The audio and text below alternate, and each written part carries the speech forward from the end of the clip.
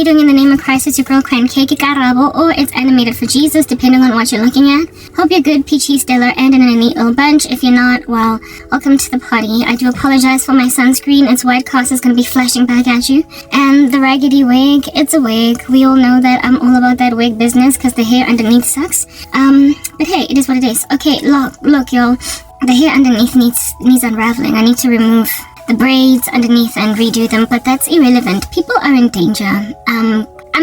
Look, okay, I made a vow with Jesus Christ recently because I knew that I needed to. I'm trying very hard to rock up gentle in my messages and not really kind of throw my toys out the cart, because I'm dealing with a lot of spiritual war.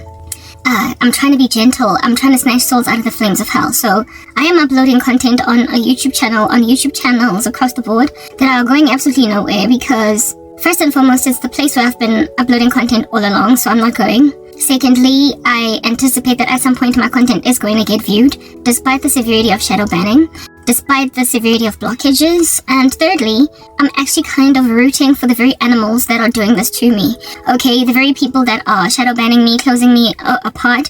I'm trying to appeal to, never mind their consciences, but just their self-preservation. At the end of the day, hell is real, and they're going there, hitting the ground running, and I'm trying to snatch them. So it's ideal for me to come here with a very soft disposition instead of just kind of harsh, because I have been kind of harsh. Indeed, I have been dealt quite a cruel blow. So with that having been put out there as a caveat, if I do at some point throw my toys out the cart and I start to get yelly and screamy, have mercy on me. The horrific mistreatment on my person is like a whole thing. Not only that, there's like a danger that's just lurking, hovering around in the streets. And my thing about that is, who are you married to, women?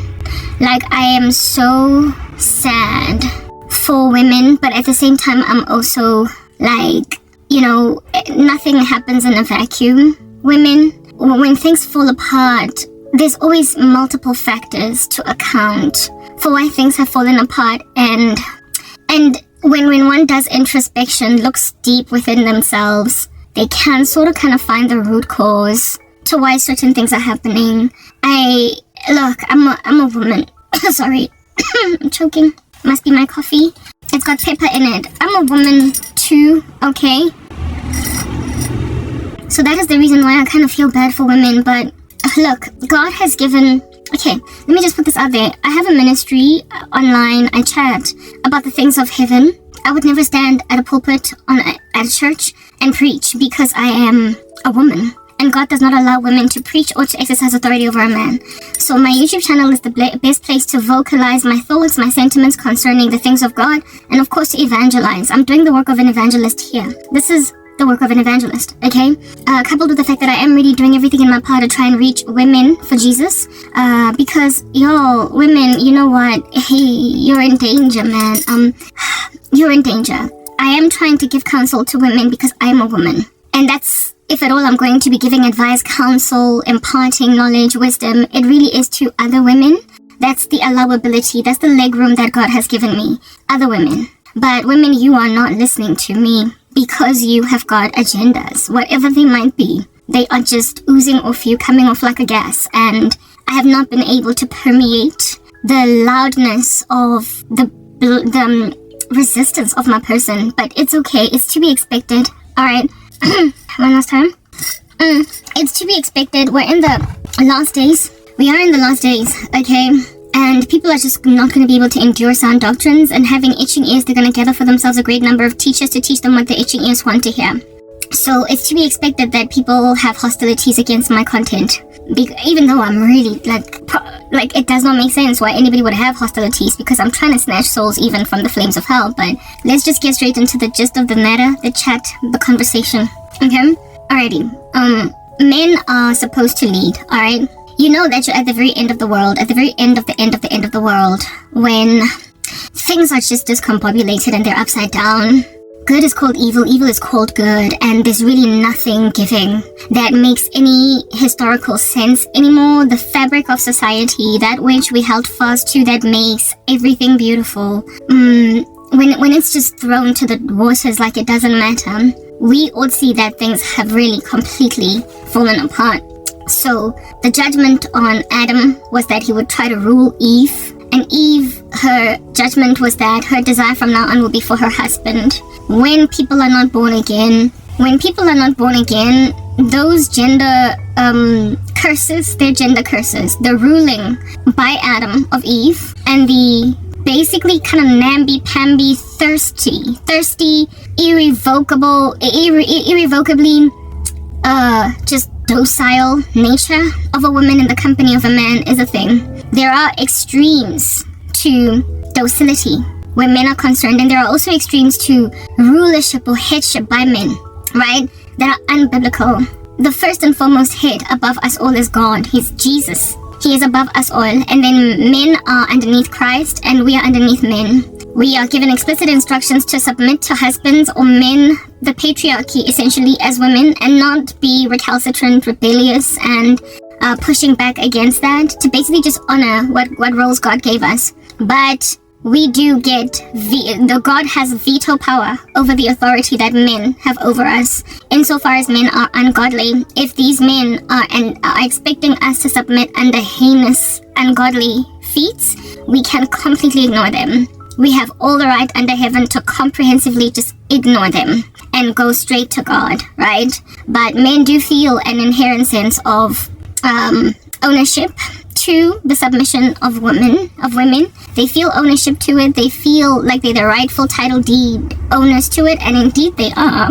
But insofar as they're godly, we have got no prerogative as women to honor men, respect them, neither submit to them or just give them any kind of elevated position when they are flagrantly and comprehensively, from the east all the way to the west, disrespectful of God and anticipatory that you as a woman should also have no regard for Jesus when they are acting in ways so as to cause your spiritual compromise. Then you gotta walk away, right?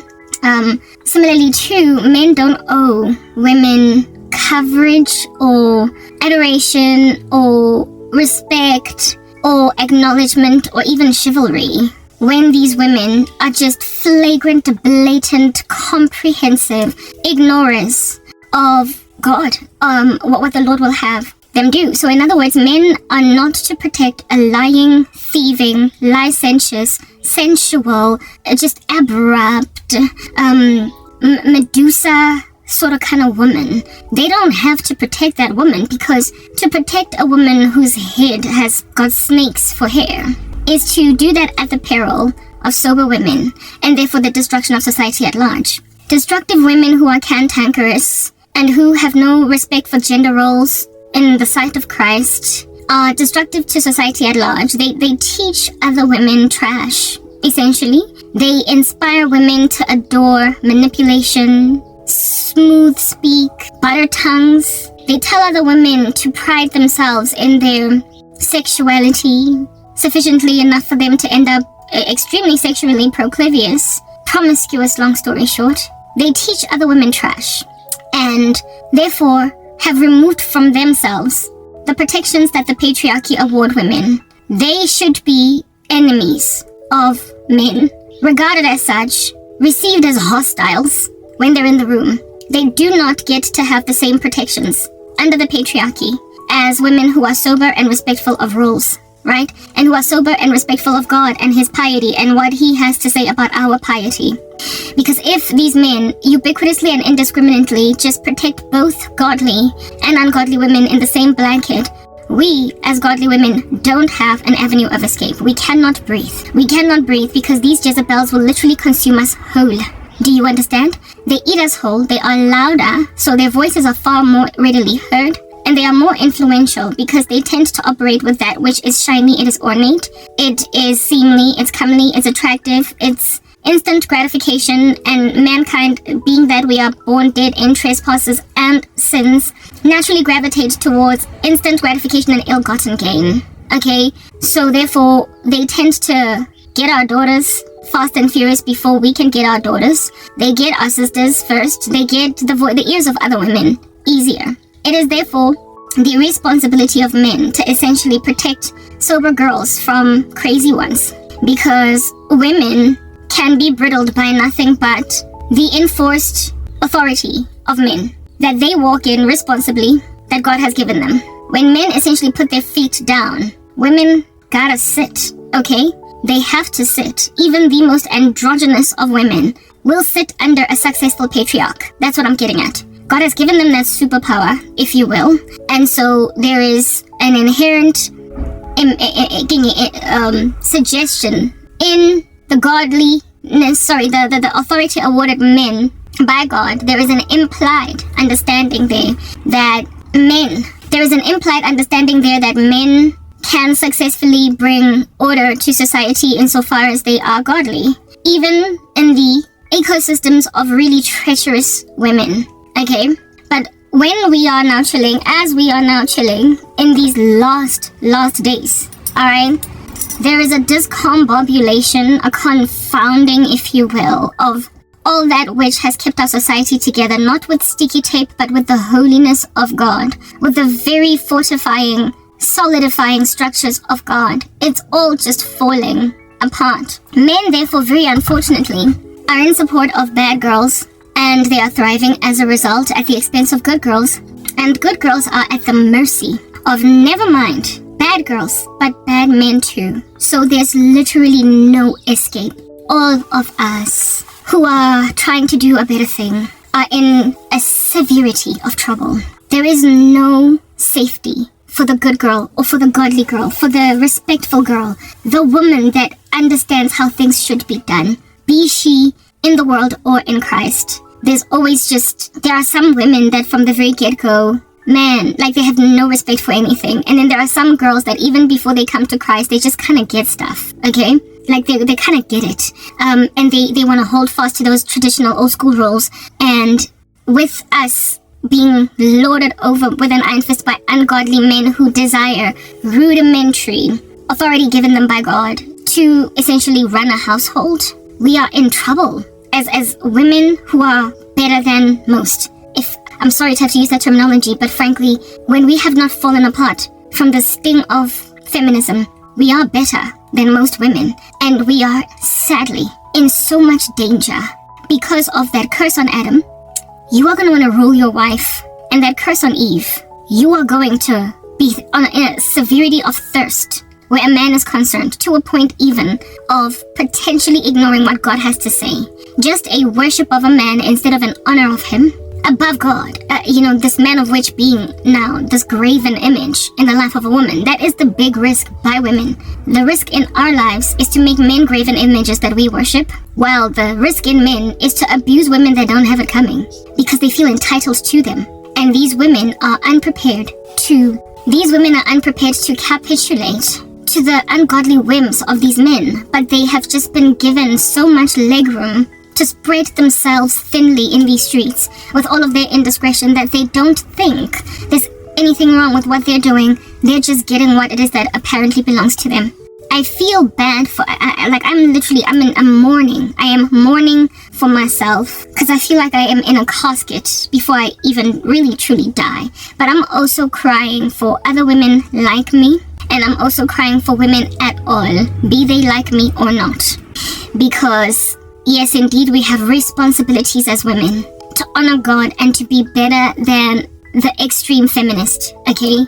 But y'all, what we are falling prey to at the mercy of men who want to rule, even when we are trying to be godly, is, guys, like, women are in danger. We're in trouble. But you see, women, the trouble that you are in, that we are in, is because of your ungodliness. God made Eve for Adam because it was not good for Adam to be alone. So God made him a helper, meaning that we aid the godly agenda of men along. They don't successfully walk in it apart from us. It is written in God's word that husbands must listen to their wives if at all their prayers are not going to be hindered. If they don't listen to women, their prayers get hindered. This is a symbiotic relationship, a mutually beneficial relationship, where it is that the godliness of a man is enabled along by a woman and vice versa. Honoring Christ is the work of both of us, men and women, and we help each other to successfully do it insofar as we're godly. Alright? Therefore, a man cannot successfully, in a patriarchy that has no women at all, truly hold fast to godliness. They can't. They literally can't. There is a man in the Bible by the name of David who displayed this perfectly. David was a godly man. So godly was he that he was called a man after God's own heart. And yet he, in his unique manliness, still honoring God, loving God, acknowledging the God of Isaac, Abraham, and Jacob, still could not stay his hand from committing genocide in a town until a woman stayed him, Abigail. The story of David and Nabal and Abigail speaks volumes to the helping power of a woman when she is sufficiently godly in the life of a man. She can stay him from some of the most heinous acts of treachery in these streets. She can stay him from committing murder. She can stay him from abandoning children. She can stay him from doing the most just by simply being godly. Abigail was godly and negotiated with David and basically calmed him down. It's written in God's word that a gentle answer turns away wrath. Please go and read the story of David and Nabal and Abigail in the scriptures. I don't want to get into it at depth, but basically David in his anger was about to go and commit genocide in a town, and Abigail successfully stayed him. She convinced him not to get all that blood on his hands because she foresaw that, seeing as women are more emotionally in tune, she foresaw that David would satiate his bloodthirst for now, instant gratification essentially, but then only to go on later to be in severe regret over the blood guilt, in severe regret for having done what he did at a woman. That lack of temperance in David was stayed by a woman who successfully convinced him, and David was able, being a godly man, to calm down because he listened to her. Something that keeps on getting counseled to men. Listen to women that your prayers might not be hindered. Okay? When you sin against God and you just keep walking in that perpetual sin, your prayers get hindered because your relationship with God gets compromised. So therefore, if a woman has power to stay a man from continuing to sin, that means that she is enabling his prayers to be effervescent and successful, and therefore avail much, because the effective fervent prayer of a righteous man avails much. That's what's good. So when the Lord then made Eve for Adam to be a helper suitable, she was there to not only help him along in just being a man in the household and taking care to the affairs of her household, she was there to help him along spiritually too. To not be low-key kind of incontinent and barbaric and just doing the most of what you want to do. She was there to help him realize when he was basically acting out of line concerning God. We all have a unique individual responsibility to worship God. We have to account to God alone, right? So we, like it's written in the Proverbs, like iron, we need to sharpen iron. As iron sharpens iron, so one man sharpens another. Alright? So women have a responsibility to sharpen men unto godliness, and so too do men have a responsibility to sharpen women unto godliness. A bad woman can't do that. She's rottenness in the bones of a man. She rather approves of his insanity. Alright? And so therefore, this propensity towards barbarism that is unstayed by the calming effects of a woman over a man's wrath can literally burn all of society down. And when men burn society, we're all done for. That's why I'm saying, women, I feel horrible for you. I feel really bad because we're all in danger now, but you sort of kind of are to blame for the calamities you are enduring at the hands of your husbands. These men are barbarically, exquisitely, and astronomically evil. Oh my goodness. They are so evil. Like, yes, like it, but like, if there is no Abigail to stay David from committing genocide, David just kills, and your men are killing. They are laying society's waste. They are entitled, and they are taking everything they want because that's just what Adam was cursed to do at the fall. Rule women, and the nth degree of that. We see it in the last days with entitled men that will not take no for an answer. But they never would have gotten to that insane extreme if women were not complacent with their sin. If women did not make, like if women had historically made like Abigail and stopped a man from committing genocide, because don't you see, you're going to be guilty. You have all been so proud in your wickedness, women, that you have made your men butchers. You have made your men irrevocably, irrecoverably, and unforgivably murderous, homicidal, of anything that disquiets them. They are evil in ways that are insurmountable, and frankly, the world has to end. To salvage the remnant of men and women that are still sober, it's getting smaller and smaller. And to also save you women from continuing, to drop like dominoes, wasted, souls exsanguinated from out of your bodies prematurely by these men who just take what they want because they have allowed themselves to get so devastatingly evil that they could not even attach a conscience to filthy feats that they walk in. Bafazi, Nyanzwela, I feel sorry for you, even though you did this to yourselves, and I am not only feeling sorry for you, but now I'm a victim. I'm a victim now by, like, this here is like shrapnel that flies at the sight of an explosion that goes and hits the heart of someone that was very far away from the explosion, but the shards, the shrapnel just went and sprayed this radius until people just caught strays and died. Like, women that are trying to do better are catching these shrapnel strays in their necks, their jugulars, their wrists, their hearts. Like, women are dying in their, like, gargantuan numbers, in their voluminous numbers. Do you understand what I'm saying? That have not had it coming because of the severity of entitlement that is in your men. The men of which have been just left in a murderous spree because a bad woman will always congratulate a man that is hurting another woman. Insofar as there's enough jealousy in this woman against that other woman, you don't see the domino effect, the ramifications, the consequences, on all of society in totality, eventually. You're just uniquely looking at your own concentrated, inward-focused jealousy on this individual too much to realize that there's more of you where they came from. There are more women just leaving men in their unbridled, unhelped state, with no Abigail coming through to stay them from finishing what under heaven it is that they commenced. Y'all need to understand, people are in trouble, okay? Women are in danger, do you understand? And this danger that women are in is as a result of the nth degree graduation by men.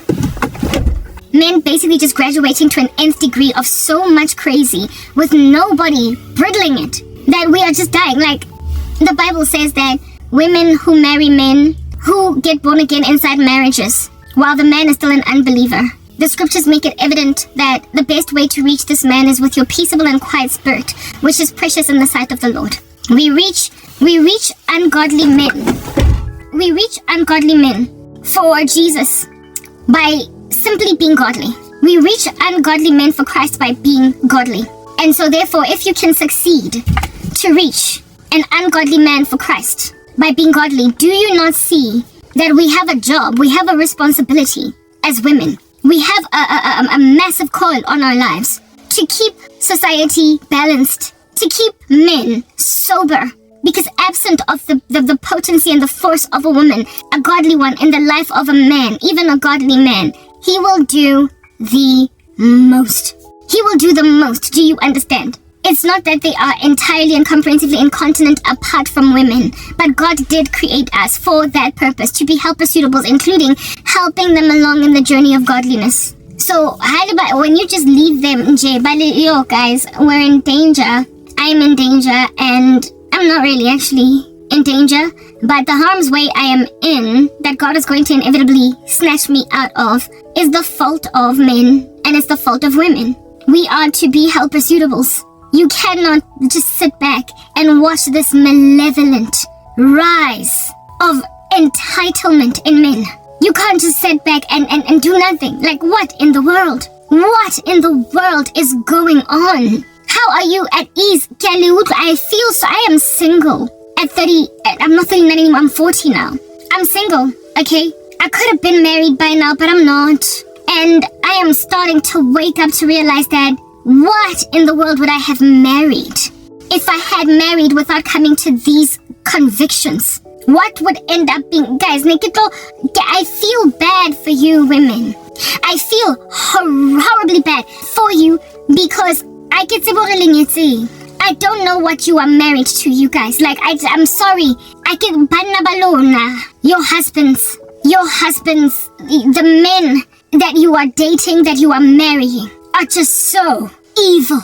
Like, I don't know what's going on. But all I know is that ntho eng tateletseng morao ase monna o single ase banna ba single ke banna ba. Okay, I needed to use the bathroom. I'm relieved now. Yes, the thing that is costing me any kind of peace are not single men, it's married men, it's your husbands. And while that can cause you as women to be like proper women, that's the problem. Like, hey, women want to be loved, okay? We understand that in this world, there are women bas nang maintsaya woman. But they're all over. They don't care. Your husband karing eshay nang kaufel. Utla shela some chick in the office, and this chick, just insofar as it's convenient for her somehow, umupatala rente or whatever, she will be happy to go and crush your soul. But understand this, on the come up, please, like, can we have a discussion? Out of schemes like kaufela sa di chomi. High school, university, wherever it is that I was at,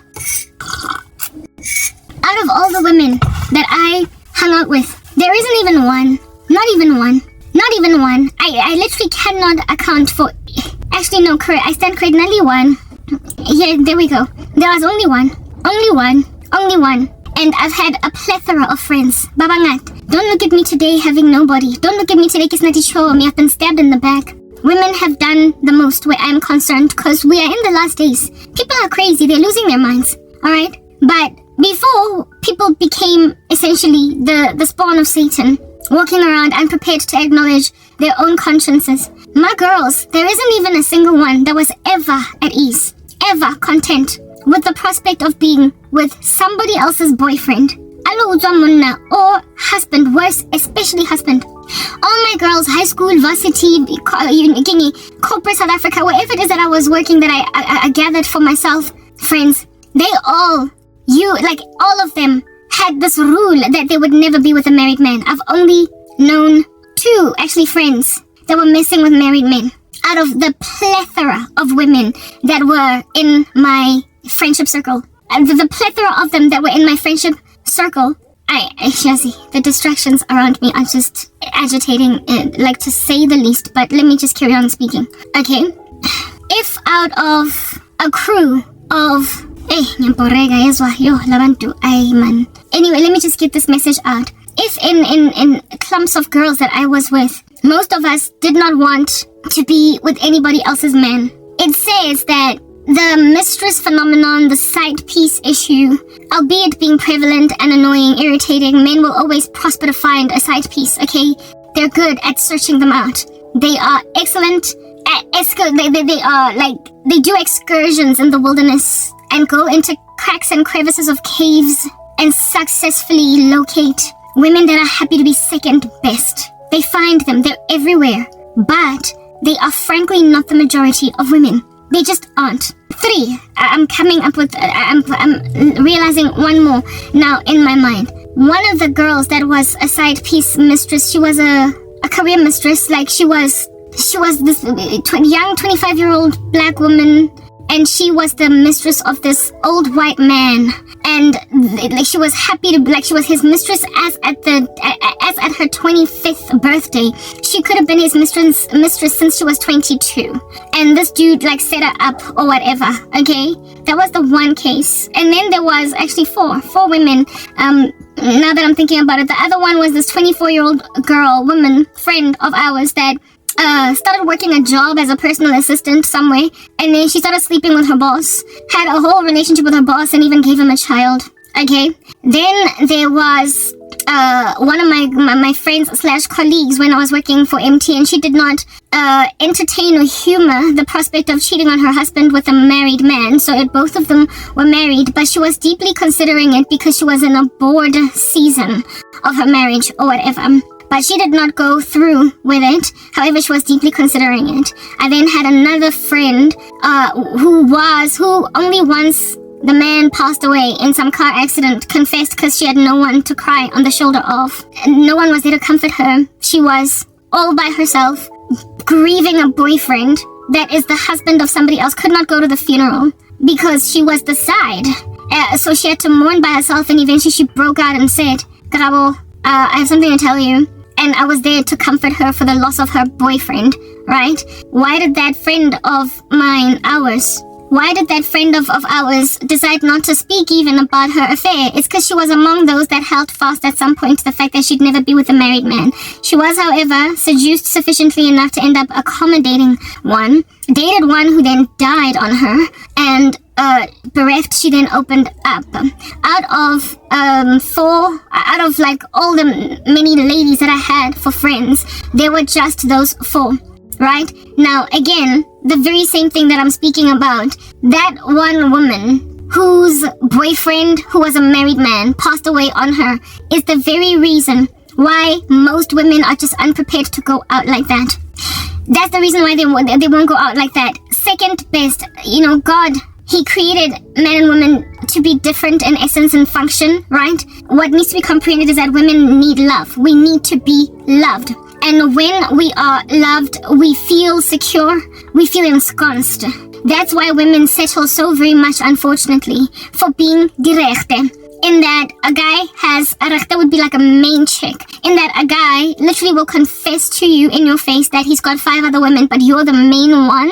That's why so many women are happy to accept that. Take it in their stride. Because the importance of being regarded as the one woman that a man can't afford to lose, that he has essentially said base camp at, is that valuable to a woman, enough for her to settle when a man that does not want to exercise self-control over his loins, to settle for him calling her main. We just take it, okay? If you think about the movie Baby Boy Taraji, was told the same thing by Tyrese. Yeah, I sleep with other women, but you're the one and I'm probably gonna marry you. Women are just running with that all over the show, and the reason why that's the case is because God made us to desire love from men, and our desire from now on will be for our husbands. And the Bible says that men love your wives the way that Christ loved the church, whereas with men it's respect, right? Women respect your husbands. So men thrive on respect, honor, elevation, while women thrive on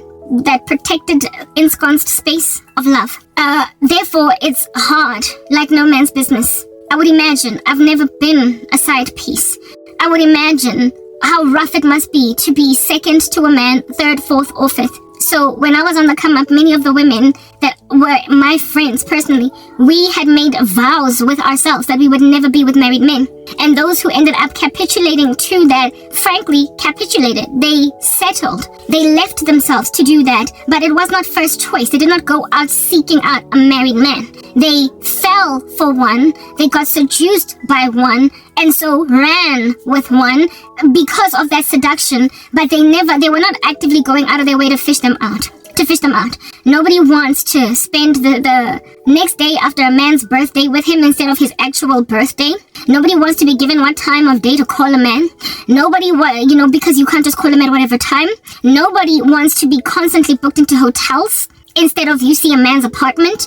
Nobody wants to be seen on the 26th of December instead of Christmas, because the guy is busy spending Christmas with his wife and kids.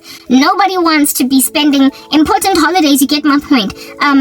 But like the next day, or you get the second week of his leave while the wife has the first. Nobody wants a man standing up to go and answer a phone because you know that you're a mistress. Women want love. Women need love. And so because women want and need love, they tend to be generally avoidant of not having the dominant position in the life of a man. So to settle for being a side piece or a mistress it's largely not a woman's first choice. And on the come up, when I was coming up, most of my girls would never go out like that. Like, they rejected men that had girlfriends and of course men that had wives. And I only know of 4 women out of the plethora of women that I have encountered. I've only known 4 women who allowed themselves to be that thing, and their lives were difficult. The woman who was the baby mama of the what do you call this? The woman that was the baby mama of her boss, the one who was the personal assistant. Once she gave that man a baby, he was all cold and aloof towards her, and frankly also abusive. He used to hit her. He used to slap her and stuff like that. But she rode it out because he was paying for her apartment and her life was made ever so slightly comfortable by him. And so she just kind of rode out that situation, but she was unhappy. And on top of that, she was cheating on him. He was cheating on his wife with her, and she was cheating on him with regular other boys that could not quite afford her way. That's just the problem with the love of money. Do you understand what I'm saying? There's always just a disquiet, no rest, and you have to be the one waiting by a phone for a man to call you instead of you being freely able to communicate with your lover or whatever. That's the problem. The woman who was the mistress, the one that was the career mistress, the one that was from 22 all the way up until the time we met her at 25, the mistress of some married white guy. That chick, she had a roster and a schedule. Like, she understood to tiptoe around the fact that this was a married man. She understood herself as one that needed to tiptoe around this married man. And she was content with that being a thing. She knew that she would have to wait for him to call her. That apartment that he was paying for, that's where they would always meet. He would never ever go out there and see anything. That their conversations were restricted to certain things. They couldn't talk about certain things. It was taboo for her to even raise the fact that she's unhappy with being a mistress. She could not tell him, leave your wife for me. Because this dude was like, I'm not doing it. Like, so you either take it or leave it. Like, take it or leave it. And so she had these demarks. She took in her stride being second. She just took it in her stride. Ultimately, that woman, I would come to learn later on, she went on right ahead to marry her own husband. I remember just thinking, okay, she's married to her own husband. How can she ever trust her husband when she was such a willing mistress for so many years at the expense of another woman? The colleague that I had at Coco MTN that was tempted to cheat on her husband didn't, precisely because of just feeling scummy for being, never mind somebody's side floozy, but not being the main thing in the heart of a man. And then of course there is the friend that I made mention of, whose boyfriend, lover, married man died on her. He died on her. And when he died, she could not mourn with his friends, with his family. She couldn't be comforted by his people. She couldn't share tales or stories about this man in a memorial type of fashion, where it is that she is talking about how Jimmy did that, Jimmy did this, he was such a loving guy, he was that, like, you know, the stuff that comforts you when someone dies, when the world is hugging you because your man died. No one was hugging her because she was the side piece. She was told by one of his boys that he died, and he left it at that. She was left high and dry, amanzi, from bereavement, and ended up breaking the news to me because she had nobody to comfort her. That is something that women generally and inherently understand is problematic. And so most of us don't just go diving into it, okay? Most of us don't just go diving into it. Therefore, when an ecosystem is throwing itself at you, because it has taught itself sorcery, because it has learned a spell or two, because it has acquainted itself with spiritual manipulation, to then go and grab a society of women that generally just don't want to be number 2, 3, 4, or 5, and then make them happy to take the status of being number 2, number 3, number 4, number 5. When men are graduated to a point of so much wickedness that they now are forcing women that are unprepared to be their side pieces and their mistresses to make them that. And these women are falling for it.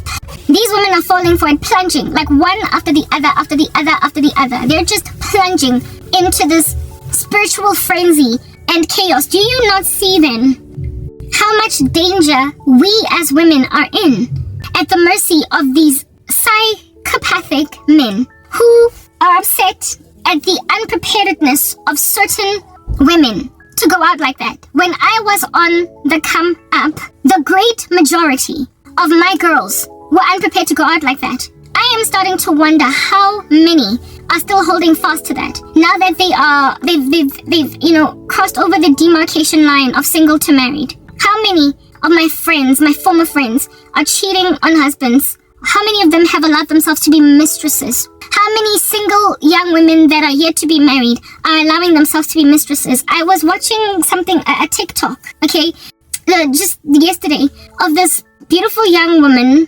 The name of her TikTok was, "When he's busy ghosting me, I call his wife and do this. The TikTok was basically this woman getting on the phone with this man's wife and telling her that, Tabo, can I speak with Tabo? Tabo's not here. Well, can you please just give him a message and let him know Can you please just tell Tabo that the twins that are born are boys? And this woman is like, what do you mean twins are born are boys? What are you talking about? What are you talking about? You telling me that you've got twin children with my husband? What a fish paste. And basically this woman was priding herself in being a mistress. Of course, I think it was a joke. It was not the real deal. But this is a young woman that is out here already toggling with the prospect of being a mistress and giving a man grief for ghosting her because he is with his wife for those hours. And she feels left out on a limb. And when I went into the comment section, nobody was busy talking about how it is that, but why are you priding yourself in being a mistress in the first place? People were just laughing. LOL, LOL, oh, you've got such pretty skin. Your face is so beautiful. Like, they're not commenting on the treachery of the adultery that this young woman is proliferating. But if you think even about the message in that TikTok, here it is that a young woman is frustrated by being ghosted by a married man. That is the thing that used to cause women to be unprepared to be with married men. Because I don't want to be ghosted. I don't want to have to call my man at certain times because, you know, I got to be careful to avoid catching him with his wife. I don't want to have to tiptoe around that. And certain mistresses are content with being the mistress, knowing that they are mistresses. They understand that that's like a whole thing and they respect the rules. When women walk around in that level of wickedness, of course, I mean, what under heaven is going to stay David? What is going to stay David from committing genocide? It's like we're enablers. It's what I'm getting at. Women are enablers. But like I said, the majority of women, at least last time I checked, we're at the end now. We're at the end, so people are unfaithful. Women are not quite what they used to be, okay? I am 40. I was born in 1984, and on the come up, most of my crew of girls would never be seen dead with a married man. They had such a lofty morality to a point where they would never even steal a boyfriend from a chick. Because there is just this inherent longing in women to be, you know, to have a number one position in the heart of a man. This chipping away at that by women. Ooh, y'all. It has manufactured so much evil in your men. Ay, y'all. Nyanzwela bafazi, waiting. I feel so bad for you. Like, I feel bad for you even though I can say, why Ningziba? I don't know why you're ignoring me, women. I don't know why maybe it's because I'm born again. Yeah, the world hates disciples. That must be it. Mara, the thing that's pursuing me, I am not the only victim, and it has made amatota insufferable. It has made your husbands insufferable. Where we gonna go? Missing in a protection. Missing in a abavikeli in men. Where are we gonna go when these people who've got grander muscle than us, who have been given spiritual authority by the God of the universe to lead, to protect, to serve, to care, when they drop this ball, when men drop this ball, where do we, guys, it's like being left naked before a nuke, an intercontinental ballistic missile. You can see it's coming to you. It is a guided missile. It's gonna land in your town and in your city, and your hands are tied. You know you're about to pass away. I guess the best thing you can do right now is get your affairs in order. Pray. Ask Usomandla Uguti, take my spirit to sing as goodly that I'm dying. Into your hands. Into your hands I commit my spirit. That's all you can do. When there's like an ICBM coming, targeting your region, you can't outrun that, girl. You can't. So you might as well just turn Zinji and seek the Lord's face to take your spirit into heaven, seeing as you're not gonna make it. Y'all have made me essentially say to God, into your hands I commit my spirit because I see the ICBM coming. Nyebon. Guys. This thing, it's on Pulai. And an ICBM it might be a guided missile targeting one particular region, but at the end of the day, a missile is a missile is a missile. A nuke is a nuke is a nuke. You might be targeting a school, but like I said, the shrapnel is going to go out in the radius, and it's going to pierce Inklizio's Abantu that were very far away from it. The collateral damage are those that, frankly, the missile was not striking, it was not targeting them. Worldly women that approve this wickedness of Lamadota, They are happy with you. Bayaniekela. Kodwa, shrapnel girl. I might be the target for this ICBM, but you're the one that's catching the shrapnel. We are all gonna die. So basically, the evil of your men right now. Loksangana gwabo mabahlangene bonke. Ni accepted so much. You have embraced it so much that now you might as well just be getting your affairs in order. This here is a mass funeral, Lankutla, for women and children. Amadota, when they fall apart, the whole world dies. Lankutla. This is a mass grave. This is a funeral for 20 people in one sitting. That is the days of apartheid. And we are burying 17-year-olds, 15-year-olds after some men and women, they have no discretion, go and shoot kids because they're rioting. It's a mass grave. This is a holocaust of women and children by David with no Abigail. David with no Abigail. And I say David because David is a godly man, was a godly man, and yet he needed the helper suitable that Abigail was. So how much worse than when a man is not even godly? He's not regulated by the Holy Spirit, and unfortunately, the majority of men are not godly. The world, the road that leads to destruction, many enter into it. The road is narrow that leads to life, and only a few people find it. So the majority of men are not born again. Meaning that whatever staying power by the Holy Spirit that David walks in naturally as a godly man, aiko in lamatota in. Like, if the Bible says, it's written, I think it's 1 Peter 4, I stand corrected, but 3, that if the righteous are scarcely saved, what then for the ungodly and the sinner? If the righteous are scarcely saved, what then for the godly and the sinner? So, if abazalwane, if amadoda that are born again are scarcely able to exercise restraint over that thing that makes them want to rule women with no discretion, what then for ungodly men and sinners? If righteous men scarcely struggle to love their wives as Christ loved the church, if righteous men scarcely struggle to listen to their women that their prayers might not be hindered, if righteous men scarcely struggle, if they scarcely, succeed to pray ceaselessly, essentially, if righteous men and women scarcely struggle, if they scarcely succeed, to do that which is right, how much worse then is it for Labantu Ebengena Holy Spirit? And that's the majority of them. It's an ICBM. It's a zombie apocalypse. It is a nuke coming for your towns. And all of y'all gotta now put your affairs in order. And the sad thing about it is, you can't even put your affairs in order. You don't know Christ. You can't afford to be dying. You can't afford to die right now. You are lost. And so you're not safe to die. The very woman that they're targeting with their ICBM, I can die. If I pass away, I'm Zulwini, guys. I go to heaven, it's a guarantee. Y'all need to understand, if I die today, I'm going to heaven. You can't, but you're the ones that are catching the shrapnel. You're the ones that are out here, literally, the collateral damage. Like the thing that these men are now, it's entitled. And the reason why they are so entitled is because, like I said, the curse on Adam is that you're going to want to rule your wife. But then Christ calls men and says that don't be harsh to Abba fans and we love them as Christ loved the church. So a man that gets born again is one that recognizes that I don't just get to do what I want to do. A woman then rocks up and is able to, be this helper suitable, this peaceable and quiet spirit that is so precious in the sight of the Lord that causes a man to not do the most when he can do the most. That's a godly space. An ungodly one, a man who wants to rule a woman, just goes and tries to rule. And some of you are just letting it happen. South Africa is actively, presently trying to proliferate a most rubbish thing. In the entertainment industry, they are encouraging polygamy. The very thing that breaks women and shatters them. The very thing that makes us unprepared to be number 2. They just put in the bias. When we were once walking, we come from a time when we had overcome men's insistence upon polygamy, and now they're taking us back to Shaka Zulu days. Bare foster polygamy, bare foster second wife, third wife, mistress, side piece, ebatum. Kabuloi, guys, mutagati with witchcraft, bare foster. They are not only proliferating it in the media, trying to make it look like it's okay, but they are forcing women to essentially walk in that which is inherently very hard for them to walk in.